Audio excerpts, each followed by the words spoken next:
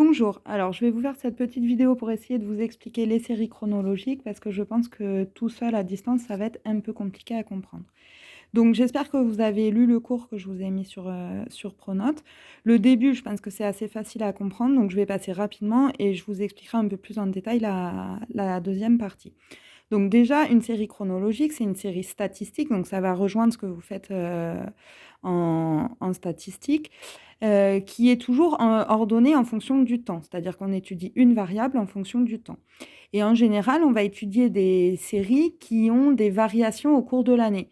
Exemple, la vente de glace. On peut supposer qu'il y aura plus de ventes de glace en été et moins en hiver. La vente de fioul, ça devrait être l'inverse, etc. Donc, notre série chronologique, qu'est-ce qu'on va commencer par faire? On va commencer par la représenter. Donc ça, vous aurez à le faire au CCF, vous aurez à tracer la courbe. Donc, on représente toujours le temps sur l'axe des abscisses et la variable qu'on étudie sur l'axe des ordonnées. C'est toujours comme ça. Ça, c'est à vous de le connaître par cœur. Donc, ensuite, on observe, donc là, on a tracé, c'est les accidents de la route, voilà. Donc, ensuite, on observe l'allure de la courbe. On va pouvoir voir une tendance générale. Ici, la tendance générale, on voit bien qu'elle est largement à la diminution. Et ensuite, on voit aussi des accidents, des pics, des creux, donc qui peuvent être soit accidentels, soit saisonniers, c'est-à-dire tous les hivers, on a un pic, ou tous les étés, on a un creux, etc. Donc, il vous faudra au CCF tracer la courbe et faire son analyse, donner la tendance générale et puis dire quel mouvement saisonnier on observe et quand. Ensuite,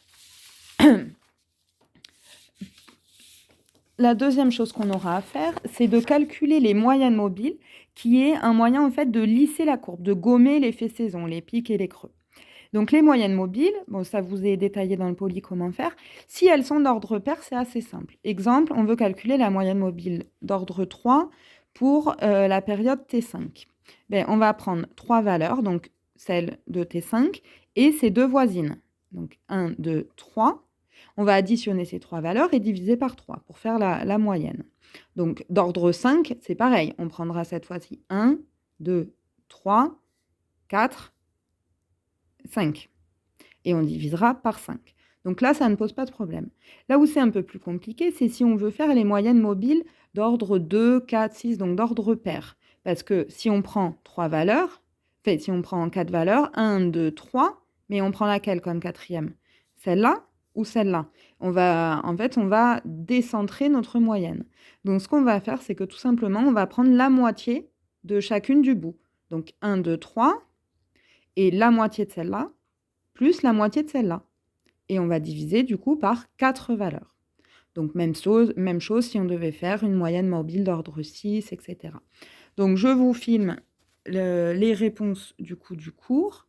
J'ai mis au crayon papier là en dessous les moyennes mobiles d'ordre 4. Donc vous pouvez vous entraîner à les calculer, vous devez trouver ces résultats. Alors évidemment, les extrémités sont barrées parce qu'en faisant les moyennes mobiles, on perd les valeurs des extrémités puisque celle-là, elle n'a pas de voisine, donc on ne va pas pouvoir faire sa moyenne mobile. Voilà pour les moyennes mobiles. Je vais couper la vidéo là et vous refaire une autre vidéo pour la suite du boulot. Par contre, ce que vous pouvez faire, c'est déjà vous entraîner à calculer toutes les moyennes mobiles de l'exercice d'application.